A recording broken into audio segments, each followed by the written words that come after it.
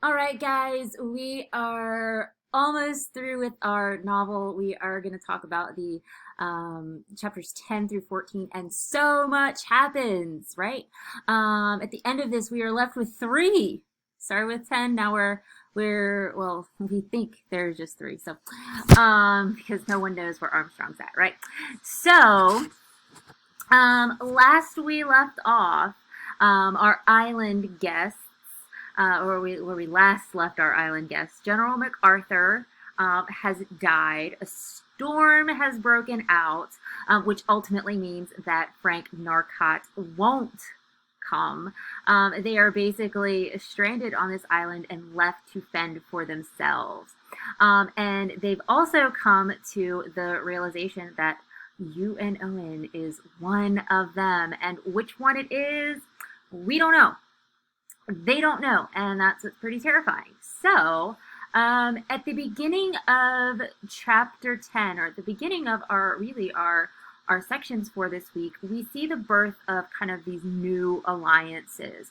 And one of those alliances is Vera and Philip Lombard. And we get this conversation between them that's quite revealing. And most of it is speculation on their part on who may or may not be the murderer. Certainly they discount each other, so they feel kind of this safety net between the two of them. And ironically, I think that it's ironic that they rule each other out for various reasons. And we see their perception of each other pretty clearly. So from Lombard's perspective, we know how he feels about women and whether or not they are capable of murder. Beyond that, though, he doesn't suspect Vera because she appears to be too sane. She's level-headed. And so in some way, Philip Lombard believes this whole scheme to be seeped in this kind of level of insanity, which is one of the reasons why he suspects Wargrave. He says that holding the power of life and death could have made his brain snap. And he ultimately, though, he's unsure of who it really could be, but he would stake his reputation, he would stake his life on the fact that it is not Vera. He either overestimates her sanity or underestimates her kind of cunning and cold-heartedness. And the question that I want you guys to keep in mind as we go through the rest of the novel is that a mistake on his part? He seems to be, like, of all the people who are equipped for this kind of thing, he's been in tight spots before, he would be the one most likely to survive because he's so perceptive, he's so in touch with his kind of survival instincts.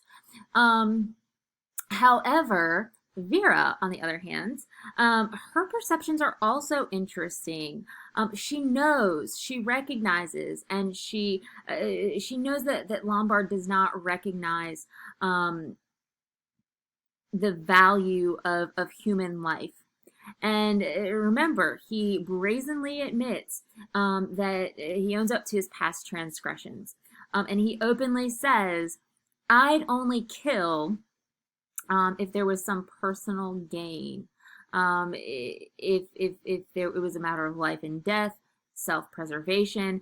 But her suspicions are on the good doctor, mainly because she says that they are the first two are boiled down to poison, which historically is a female crime. They are poisoners, not men. But she says that Armstrong has access to these poisons. He's the last to give Mrs. Rogers a sleeping draft. Doctors are under a lot of strain, which could cause this kind of mental breakdown. He had the opportunity to kill MacArthur because he's the one that found the body.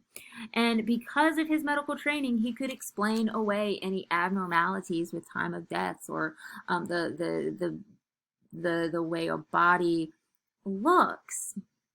And but before we move on, I mean, we are supposed to be suspicious, essentially. I mean, we are the detectives. Um, we are supposed to be suspicious of all of them. But Vera certainly paints a good kind of portrait of why it could be Armstrong. So, anyways, before we move on, I do also want to point out that during this conversation, there is this mention of dreams, and dreams kind of come to us. This is a motif in the novel where they think they're going to wake up from a dream. It's all a bad nightmare, and dreams are really kind of this blend of reality and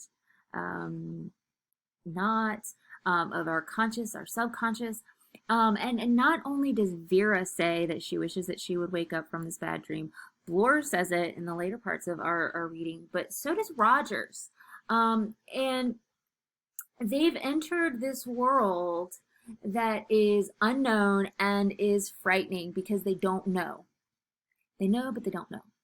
They know that they're going to die if they don't kind of figure it out, but they don't know at whose hands they will perish.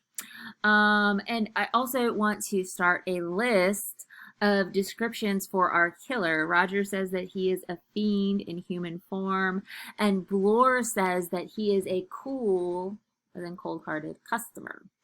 Another alliance that we see form in the openings of our readings for this week is Armstrong and Wargrave. And remember, they have that pre-existing relationship where they've been in contact with each other.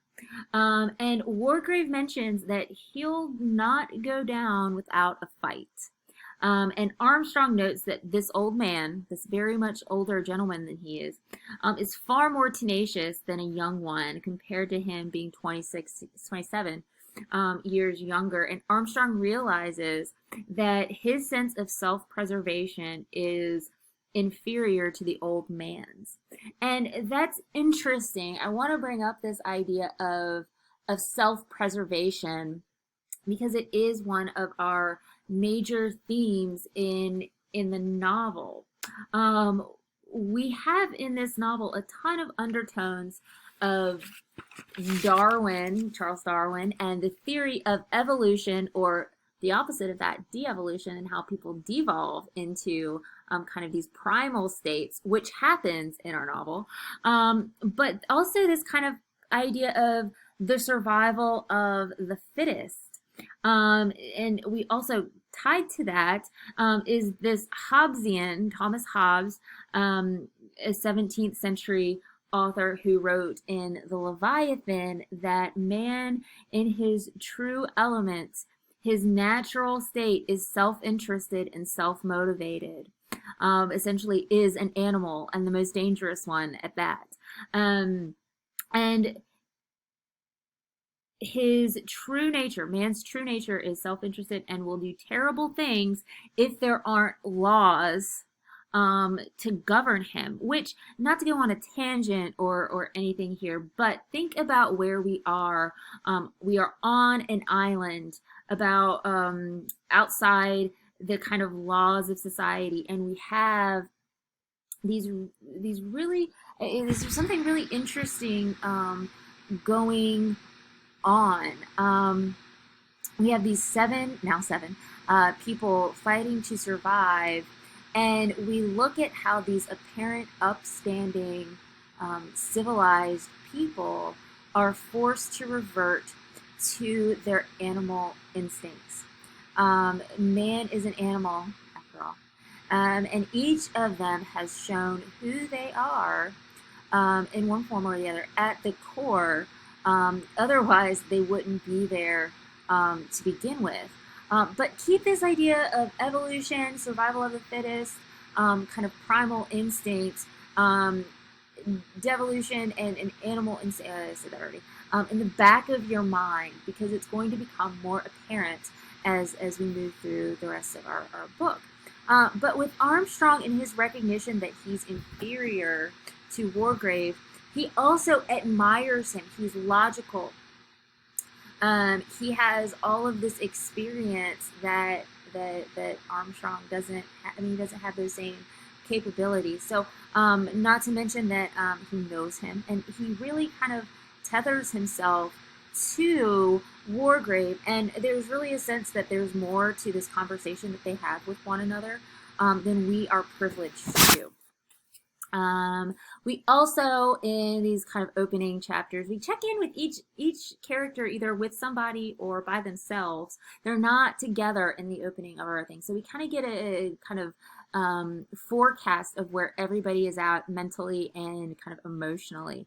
But we check in with Emily Brent, and we kind of see her mental faculties failing her here as she's keeping a record of the island happenings in her journal entry. And it's really quite interesting, her journal entry, because it shows this kind of disconnect from reality.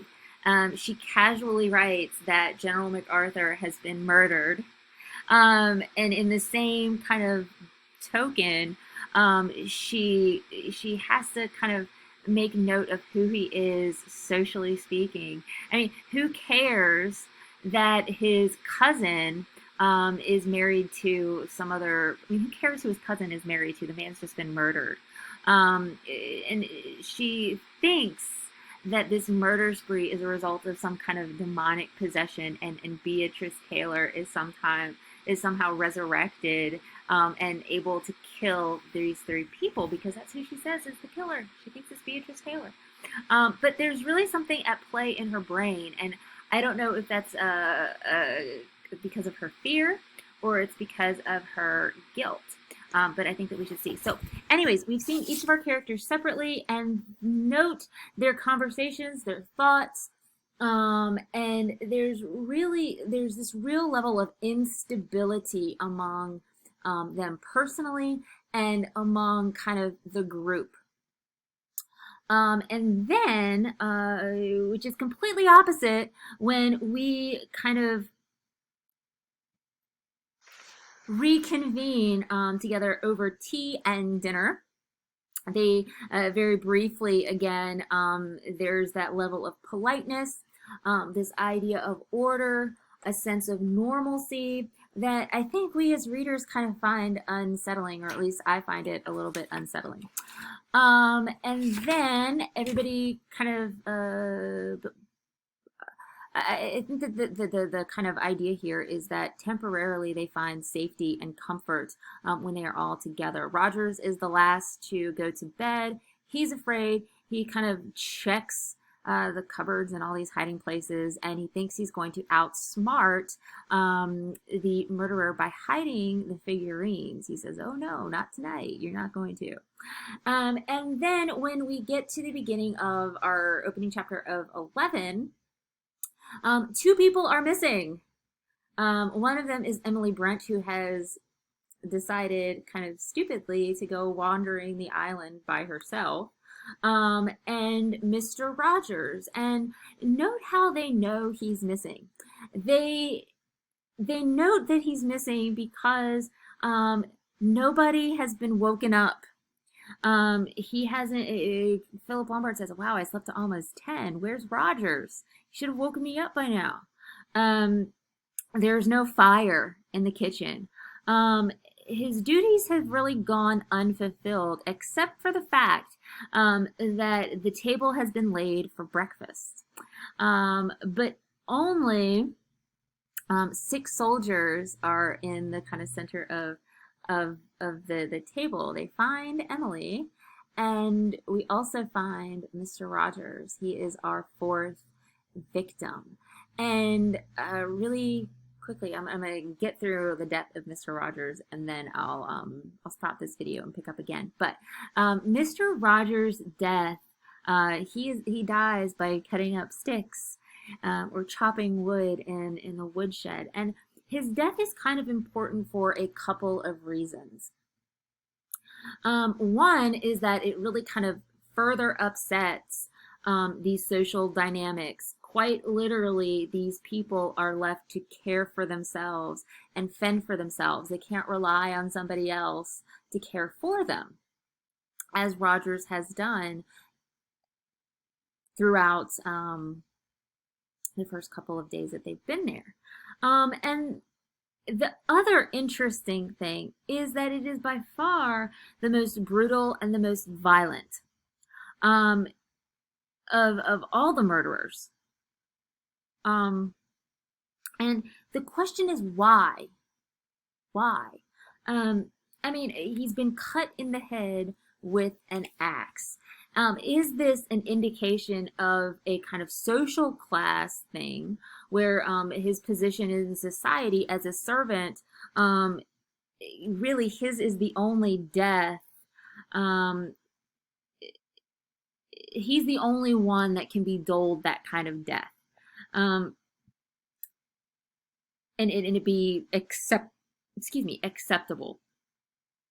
Or is it suitable punishment for him and his crime? Remember, he's been accused of allowing this sick old woman he worked for, that he's supposed to care for, um, he's left her to die. And by doing so, he's reaching beyond his class, he's reaching beyond his position, and inherits, he profits from her death. So I don't know, maybe it's a combination of the two. I'm interested to see what you guys think, but I do think it's worth noting that this is by far the most brutal of the deaths, and it happens outside of the kind of confines of the house, which is where his place would kind of be, in the house, because he takes care of it. So anyways, as topsy-turvy, I'm going to stop here. I'm going to pick up. So stay tuned, and we'll talk about the next couple of chapters.